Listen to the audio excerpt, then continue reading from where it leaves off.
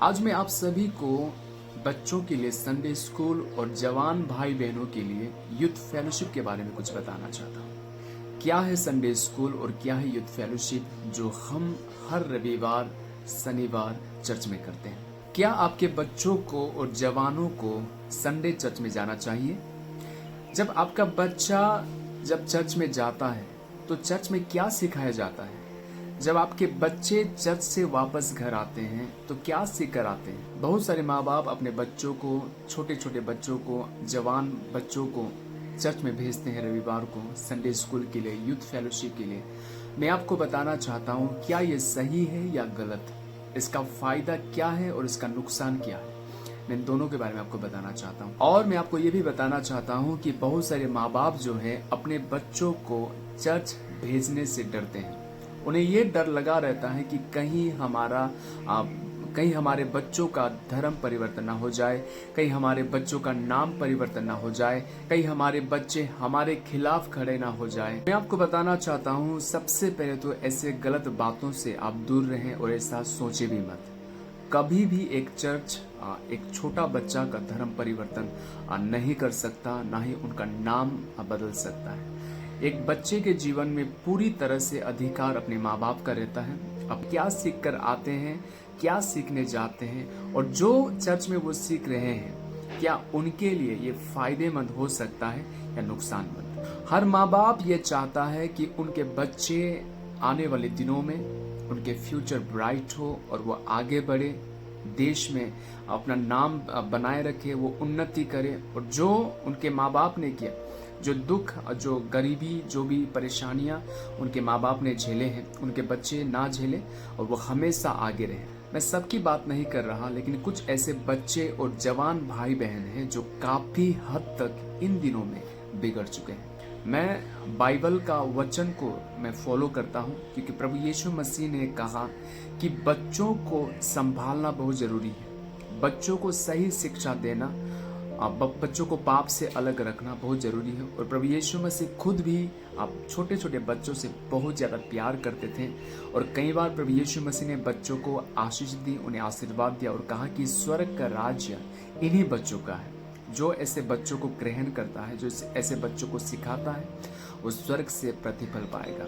और प्रभु यीशु मसीह ने यह भी कहा जो ऐसे छोटे बच्चों को पाप करना सिखाता है, जो ऐसे छोटे बच्चों को गलत करना सिखाता है, वो नर्क जाएगा। हर संडे में यहाँ पर संडे स्कूल करता हूँ और यहाँ पर काफ़ी बच्चे आते हैं जो अलग अलग जाति में से हैं, अलग अलग भाषा बोलने वालों में से हैं। लेकिन ये हमारे इम्पोर्टेंट नहीं है कि वो किस जाति में से हैं, कौन सा भाषा वो बोलते हैं। इस माहौल में हम रहते हैं, वो माहौल से हमारे बच्चे क्या सीख पा रहे हैं, हमारे अपनों से हमारे बच्चे क्या सीख पा रहे हैं, हमारे परिवार में से हमारे बच्चे क्या सीख पा रहे हैं, ये बहुत ही इम्पोर्टेंट है। ओके, तो हर संडे हम चर्च में क्या सिखाते हैं मैं आपको बताना चाहता हूँ। उससे पहले मैं आपको ये भी बता दूं, इन दिनों में काफ़ी बच्चे नशा कर रहे हैं। इन दिनों में काफ़ी भाई बहन, जवान भाई बहन छिप छिप कर नशा करते हैं। और सबसे पहले इंटरनेट का काफ़ी प्रभाव उन पर पड़ा है। मोबाइल का नशा, इंटरनेट का नशा। देखिए ये 5G है, आने वाले दिनों में 6G होगा, 7G, 8G, पता नहीं और क्या क्या होगा। AI का फीचर्स इंटरनेट में बहुत प्रकार के चेंजिंग्स आने लगे हैं। लेकिन आपको पता है जितना चेंजिंग्स इंटरनेट में और ये सारे फालतू चीज़ों में आया हुआ है, उसका गलत प्रभाव आपके बच्चों पर, आपके जवान बच्चों पर पड़ रहा है। हर बच्चे कभी घर में माँ बाप के सामने भी वो PUBG गेम खेलते हैं, वो गलत गेम को खेल रहे हैं। कई सारे जवान भाई बहन PUBG गेम के कारण पागल हो चुका है। कई सारे जवान भाई बहनों ने अपने मम्मी और पापा का मर्डर भी किया है। ये सच बता रहा हूँ, आप इस बात को इंटरनेट में भी जाकर सर्च कर सकते हैं। ओके, कई सारे भाई बहन, छोटे छोटे बच्चे पागल हो चुके हैं और वो अभी भी हॉस्पिटल में। कई सारे बच्चे और जवान फेसबुक के रील्स, इंस्टाग्राम के गंदे वीडियोस के द्वारा बिगड़ चुके हैं। ओके, इंटरनेट इतना ज्यादा आगे बढ़ चुका है कि इसका बुरा असर हमारे बच्चों पर, आने वाले जनरेशन पर, यही हमारे देश की पीढ़ी है, यही हमारे देश का भविष्य है। और हमारा देश का भविष्य और हमारा देश का पीढ़ी अभी से ये सारी चीजों में कैद है। मैं आपको बताना चाहता हूँ, आप सुबह से लेकर शाम तक अपने बच्चों को डांटते हैं, ये मत करना, वो मत देखना, ये मत खाना, वो मत पीना, लेकिन आपको पता है 99% वो आपकी बातों को रिजेक्ट कर देते हैं और वो कहीं ना कहीं जाकर ये सब गलतियां करते हैं। एक मम्मी पापा को काम करना होता है, अपने परिवार को चलाना होता है। मम्मी घर संभालती है तो पापा बाहर का काम संभालता है। जरा सोचिए, हमारे बच्चे कहाँ जा रहे हैं, हमारे बच्चे क्या सीख रहे हैं, स्कूल से जब वो आते हैं क्या सीख कर आते हैं। कई सारे बच्चे इन दिनों में फेल हो रहे हैं। हर छोटे से छोटे बच्चे और जवान के हाथ में इन दिनों में फ़ोन है, उनके पास इंटरनेट है और आपको अंदाज़ा भी नहीं है कि वो रात को दिन को कई सारे लोगों से वो बात करते हैं। कई सारे छोटे बच्चे और जवान भाई बहन इंटरनेट में आने वाली हर वो गंदी गानों के वजह से वो बिगड़ चुके हैं। कई सारे बहनें, कई सारे भाई छिप छिप कर ये सारे रील्स बनाते हैं गंदे गानों पर, वो अपलोड करते हैं। फेमस तो वो हो रहे हैं, लेकिन आपको क्या लगता है कि ये सही है? ये 100% गलत है। तो सबसे पहले तो मैं आपको बताना चाहता हूँ, बाइबल में इस प्रकार से लिखा है, बच्चों को अभी से उस मार्ग की शिक्षा दो जिस मार्ग की शिक्षा वो बुढ़ापे तक ना भूल पाए।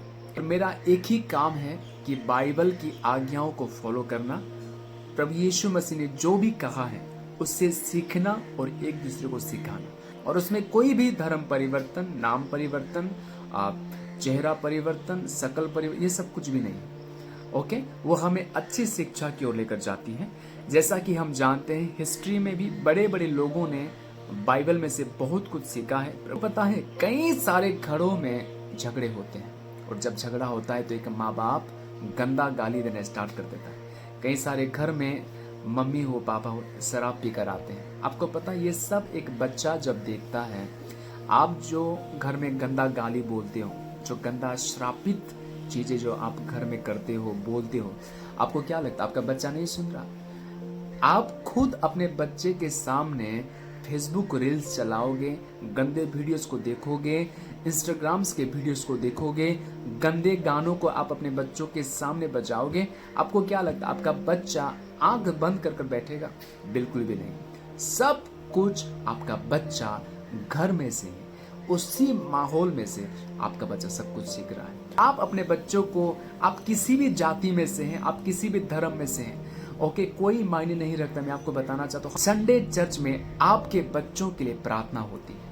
आपके बच्चे, जवान भाई बहन जब चर्च में जाता है तो वहाँ के लीडर्स, वहाँ के फादरी हो, वो आपके बच्चों के लिए सबसे पहले तो प्रार्थना करता ताकि कोई भी अंधकार की शक्तियाँ, पाप का आत्मा, गलत बुरी संगत, व्यभिचार का आत्मा, ये सारी चीजें जो हम संसार में देखते हैं, ये सारी चीजें आपके बच्चे के ऊपर असर न कर पाए, आपके बच्चों के जीवन में ना आ पाए, वो अच्छा सीखे। नंबर 2, आपके बच्चों को चर्च में गेम्स खेलने का मौका मिलता है। आपके बच्चे जब चर्च में आते हैं तो आपके बच्चे चर्च में म्यूजिक सीखते हैं, वो ड्रम बजाना सीखते हैं, वो गिटार बजाना सीखते हैं, वो पियानो बजाना सीखते हैं, जिसे सीखने के लिए हमें बाहर पैसा देना पड़ता है, हमें क्लास करनी पड़ती है। वही चीज चर्च में आपके बच्चों के लिए बिल्कुल फ्री है। आपका बच्चा सिंगिंग करना सीखता है, बहुत कुछ, बहुत सारी एक्टिविटी जो है चर्च में। ओके, तो ये भी आपके बच्चों के लिए बहुत ही फायदेमंद होगा।